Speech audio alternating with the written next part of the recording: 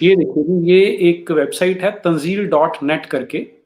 इसमें आपको संसार के जितने इस्लामिक स्कॉलर्स हुए हैं, सभी भाषाओं में, उन सब के कुरान के ट्रांसलेशन मिल जाएँगे। और मैं आपके साथ ये एक आयत शेयर कर रहा हूँ, सूरा नंबर 9 आयत नंबर 29। ट्रांसलेशन है फारूक खान नदवी की।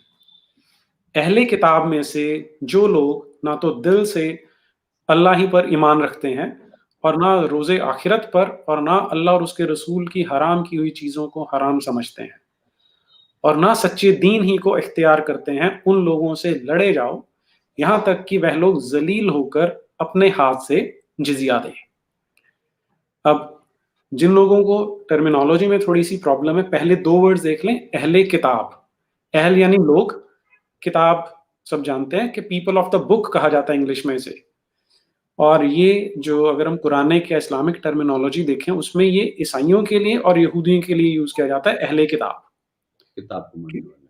हाँ जी, तो जो अब ये यहाँ पे क्लियरली कहा जा रहा है कि इनमें से जो कन्वर्ट नहीं हो रहे हैं, तो तुम उनको ज़िम्मी बनाओगे कि वो जिज़िया देने वाले हैं। जिज़िया यानी वो एक टैक्स देंगे कि वो सेकंड क्लास सिटिज़न्स होंगे एक इस्लामिक किंगडम में या इस्लामिक थियोक्रेसी में, और ये टैक्स उनको सिर्फ़ ज़लील करने के लिए है। तो एक तरह से एक फाइनेंशियल एक उनके ऊपर रिस्ट्रेंट है कि उनको कन्वर्ट करने का एक और तरीका है।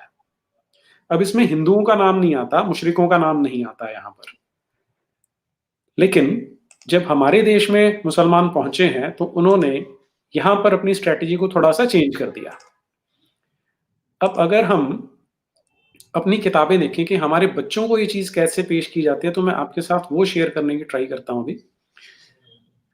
अगर हम किताब देखते हैं हमारे बच्चों को जो आज पढ़ाई जा रही है, ये किताबें लगी थी 2005-6 में जब यूपीए 1 आई थी। तो यूपीए 1 के टाइम पर ये किताबें जब इंट्रोड्यूस की गई थी, तो उस समय ये कहा गया था कि हम जो पहले वाजपेयी सरकार ने इनमें ज़हर भरा है किताबों में, उसका डिटॉक्सिफिकेशन करने वाले हैं। और डिटॉक्सिफिकेशन यानी उनमें से उस ज़हर को निकालने वाले हैं। तो मैं आपके साथ ये शेयर करना चाहता हूँ कि इसमें क्या किया गया है ज़हर निकालने के नाम पर, वो मैं आपके साथ एनसीईआरटी की किताब में से शेयर करने की ट्राई करता हूँ ज़रा। जी। ये है 12वीं क्लास की पेज नंबर 149। यहाँ पे टाइटल देखिए, भक्ति सूफी परंपराएं। सैद्धांतिक रूप से मुसलमान शासकों को, अब ये बात करें जब हमारे देश में मुसलमान शासन सल्तनत पीरियड आ चुका है, शासकों को उलमा के मार्गदर्शन पर चलना होता था। उलमा ने यह अपेक्षा की जाती थी कि वे शासन में शरिया का अमल सुनिश्चित करवाएंगे, किंतु उपमहाद्वीप में, अब ये वर्ड हमारे लिए बहुत इंपॉर्टेंट है। आप पूरी की पूरी हिस्ट्री की किताबें जो अभी लगी हुई उनमें देख लें, उनमें कहीं ये नहीं कहा जाता हमारे देश में, भारत में ये शब्द यूज नहीं किया जाता, उपमहाद्वीप द्वीप यूज किया जाता है। क्योंकि वो कहीं पर भी ये नहीं चाहते कि बच्चों को अपनापन लगे इन किताबों के साथ, कि भारत का कहीं भी महिमा मंडन हो जाए, वो नहीं चाहते।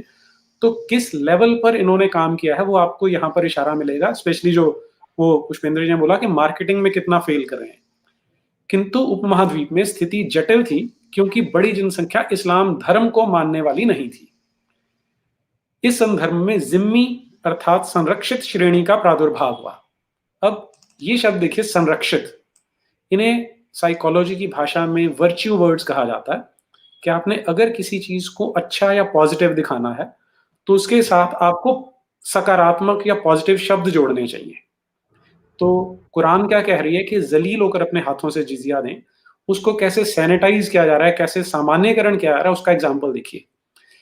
इस संदर्भ में जिम्मी अर्थात संरक्षित श्रेणी का प्रादुर्भाव हुआ। जिम्मी वे लोग थे जो उद्घटित धर्म ग्रंथ को मानने वाले थे, जैसे इस्लामी शासकों के क्षेत्र में रहने वाले यहूदी और ईसाई। ये लोग जिजिया नामक कर चुकाकर मुसलमान शासकों द्वारा संरक्षण दिए जाने के अधिकारी हो जाते थे। एक एक शब्द पे ध्यान दीजिए जो हमारे बच्चों को फीड किया जा रहा है। भारत में इसके अंदर हिंदुओं को भी शामिल कर लिया गया। इंग्लिश में कहा जाता है this was extended to Hindus as well. और आगे देखिए, जैसा आप देखेंगे, मुगल शासक अपने आप को न केवल मुसलमानों का अपितु सारे समुदायों का बादशाह मानते थे। तो इस तरह से इतनी घटिया चीज का, जिजिया जैसी घटिया चीज 21वीं सदी में पढ़ाई जा रही है, और उसे ऐसे सैनिटाइज करके प्रेजेंट कर रहे हैं कि ये तो एक संरक्षण दिया जा रहा था और उन्हें शामिल किया जा रहा था। अब इसकी जरा असलियत देखते हैं हम। असलियत के लिए मुझे आपको एक और डॉक्यूमेंट शेयर करना पड़ेगा। डॉक्यूमेंट शेयर करने से पहले मैं इसकी थोड़ी सी बैकग्राउंड दे देता हूँ। जब ये हमारे देश में एंटर करना शुरू किया उन्होंने, तो फेल जी ने बताया कि किस तरह से ये एक नई परंपरा हमारे देश में एंटर कर रही थी, जो महिलाओं और बच्चों को भी छोड़ते नहीं थे। उनके साथ वो बर्बरता, वो दुर्दांत बिहेवियर किया जाता था। तो उसका एक एग्जाम्पल है जो हिस्ट्री की किताबों में, हमारे बच्चों की किताबों में नहीं, लेकिन जो ऑथेंटिक हिस्ट्री है वहां पे मिलता है। अलाउद्दीन खिलजी जब शासन कर रहा था, तो उसके वहां एक मौलाना आया करता था जिसका नाम था मुगीसुद्दीन। तो एक दिन खिलजी बड़े अच्छे मूड में बैठा होता है, तो इस मौलाना को बोलता है कि मौलाना तुम ये बताओ कि मेरा शासन कैसे चल रहा है और मुझे कैसे करना चाहिए।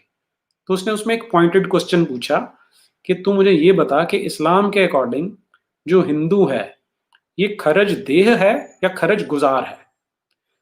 अब इसके बारे में एक लाइन आपको हमारी किताबों में क्या दिखती है, जो बच्चों को जो पढ़ाई जाती है, कि हमारे देश में जिजिया के नाम पर जो टैक्स लगाया जाता था, सॉरी जिजिया नहीं, जब सल्तनत पीरियड था तो जो टैक्स लगाए जाते थे वो 3 तरह के होते थे, और उनमें इन्होंने जिजिया को बिल्कुल गायब कर रखा है। वो जो एक लाइन है इनकी, मैं उसे एनसीईआरटी में से ढूंढ के आपको बताता हूं क्या है।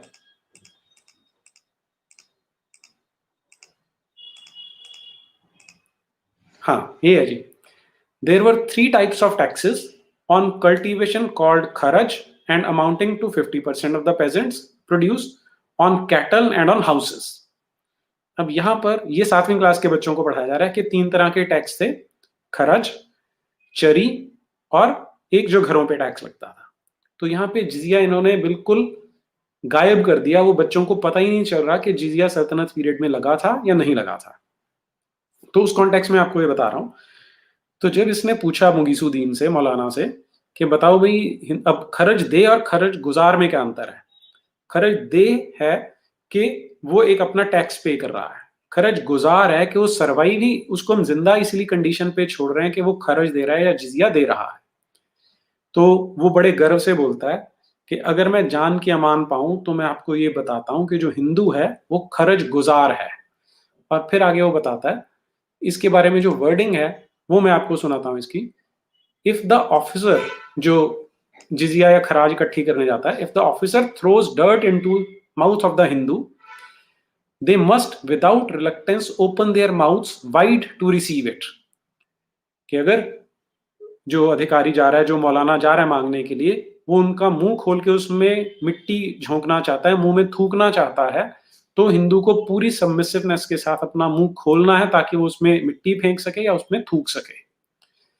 और इसके लिए जो हमें जो आदेश मिलता है वो सीधा सीधा पैगंबर मोहम्मद से और कुरान से मिलता है। The glorification of Islam is a duty and contempt of the religion is when. God holds them इन, जहां यहाँ पे अब ये इंग्लिश जो ट्रांसलेशन की है, ये 2 अंग्रेज ऑफिसर थे, इलियट एंड डॉसन, उनकी है, तो उन्होंने अल्लाह को गॉड बोल दिया है। तो यहाँ गॉड का अर्थ अल्लाह है, ये जो कुरान वाला गॉड है। Allah holds them in contempt for he says keep them under subjection, कि इनको कुचल के रखो, इनको जलील करके रखो। To keep the Hindus in abasement is specially a religious duty because they are the most inveterate as enemies of the prophet and because the prophet has commanded us to slay them, plunder them and make them captive, saying, convert them to Islam or kill them, enslave them and spoil their wealth and property. फिर वो बताता है कि इस्लाम में जो jurisprudence है उसके 4 schools of thought हैं, हनाफी, अनबाली, मलिकी, शफई। उनमें से केवल एक जो अबू हनीफा था जिसका हनफी चलता है, उसे छोड़कर बाकी सबका कहना है कि हिंदू को जीने का कोई राइट नहीं है, इन्हें मार देना चाहिए। तो जब से इन्होंने यहाँ आना शुरू किया था तो इन्हें यहाँ दिखा कि रेजिस्टेंस बहुत ज्यादा है, क्योंकि हमारे जो पूर्वज थे, जो क्षत्रिय थे, वो लड़ते रहे, हार नहीं मानी उन्होंने। तो इनको पछता कर, हार कर यहाँ पर जो हनाफी स्कूल है वो लगाना पड़ता था।